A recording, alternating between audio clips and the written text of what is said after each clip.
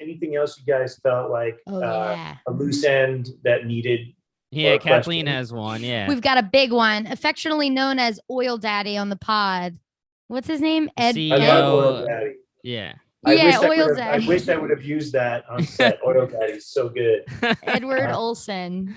Yeah. Yeah. You had a daddy name for a few people. Matt Daddy for Kurt. Yeah. Yeah. That was when we didn't really know either of them yet. And Kathleen was like, all right, you're Oil Daddy, you're Matt Daddy. There you go. Nice. I love it.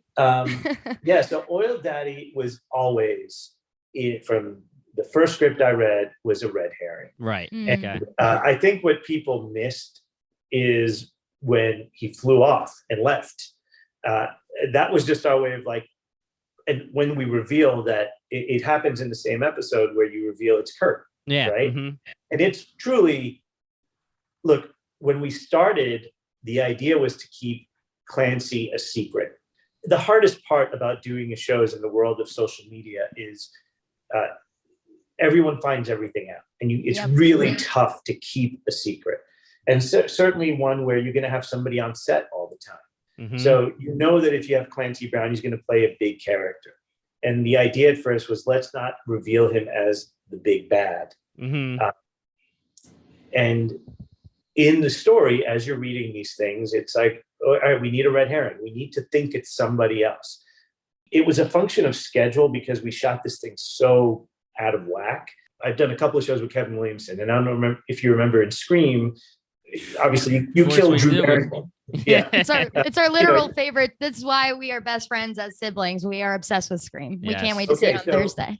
Well, we have that in common, you know. Yeah. And I've done 3 shows with Kevin, and we've become super tight. And I always look at the beginning of Scream as a perfect example of like, it blew my mind that they killed the lead, or who I thought was the lead, right?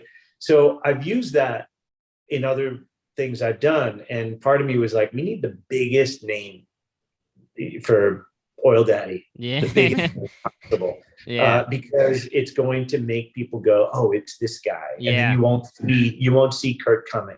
Right. We ultimately couldn't do that, and we didn't want to service too much of that story afterwards. It was just like, he's the big bad. He actually has that conversation with Angela, and he kind of says his piece. He's like, look, these kids are going to say this about me. They think I'm this, but they're hypocrites, and all you people are hypocrites. And I'm going to continue to do my thing and still be a good person. And I'm a billionaire. Peace out. I'm out of here. Mm-hmm. He served his purpose. I don't see it as a loose end because we didn't promise him. We just set it up as a red herring, and that's what he was. The fact that you're asking, to me, means that was effective. It was, I mean, there was a point where we're waiting, and then I definitely missed the point where he kind of just left when he flew off. I didn't realize he was actually leaving. But you know, we got to the point where we're saying, all right, is he working with Kurt? Is he blackmailing Kurt to make? And then we were getting more information on Kurt, and then we're like, all right, this is Kurt. He's the big bad. And then we got to the point as it got to like 6, 7, 8, we're like, if he comes back, if Will Daddy gets thrown in at the end, now we're a little upset, you know? So it's just, it was perfect. Well, I guess a lot of people were upset just because they thought he was coming in. But I mean, I'm glad it got to a point and I was like, that's it. He can't come back or I'll be a little upset because I just think it's a leap to have him not be in it for 7 episodes and then be part of the big bad situation as a reveal in 9 or 10.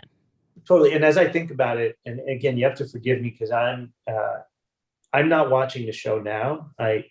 We finished it in August, and I finished editing right before the holidays. But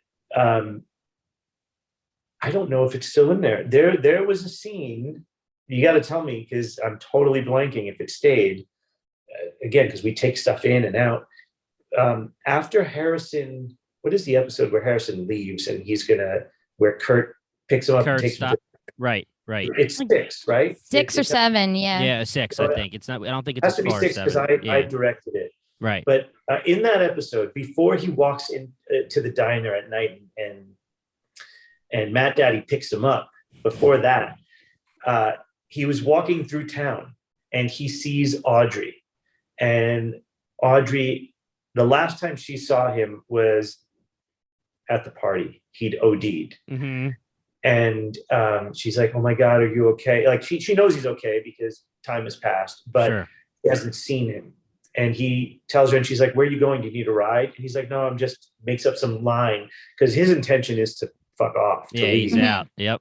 And in that scene, helicopter comes flying over, and and Audrey is the one who basically wraps it up. I think that might have gotten cut. Yeah, I think we would have caught that. Yeah, it might have. You know, those oil daddies, they can come. Blu-ray. Yeah. Yeah. I think for us, not gonna lie, what gave it away to Kurt pretty early was those classic eyebrows. Yeah. Like, you know what I mean? I think that's what it was, because we were like, I'm like, there's no way that's not Matt Daddy. Like, look at that face under that mask. This is what I want to say. Casual versus hardcore. Me and my dad sitting right next to each other. It's episode maybe, 2 or so, when they show him in the ski mask. And I'm going, that's Clancy Brown's eye. That's his eyebrows. And I'm like, Dad, you know who he is. That's him, right? And my dad just, I don't know. It could be Oil Daddy. He didn't call him Oil Daddy, but he's like, I don't know. And he was taken by the part where right after you're seeing this person lock them in the his motel, whatever, his cabin. Yeah, right. CEO Oil Daddy is watching his tapes of his own house as somebody's coming in when I guess it's Angela coming in to talk to him.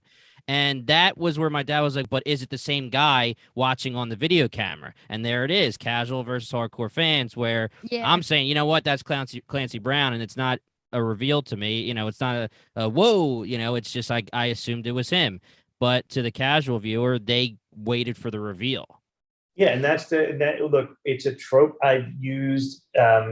We established that the girls are being filmed, and we saw a monitor. We know that somebody's watching. We saw the eyeball, right?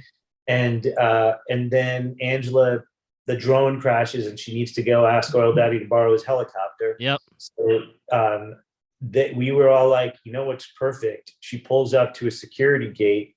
We see her on a monitor, and it's the same kind of security, camera that Matt Daddy is watching the girls with. They're gonna think it's the same place. Exactly. If you put the two scenes up next to each other, you'll see it's on a different desk, on a different computer. Yep. Mm-hmm. It's all different. But yeah, it's little things that we do just to kind of lean into the red herring. It's the kind of thing where I didn't mind that if he was supposed to be a red herring. If we figured out that it was Kurt, Matt Daddy, I didn't mind. I was just excited to see where it went. I mean, he was an absolutely incredible big bad. Him going toe to toe with Dexter. Scenes with them sitting in his diner, just like having a conversation, are absolutely epic.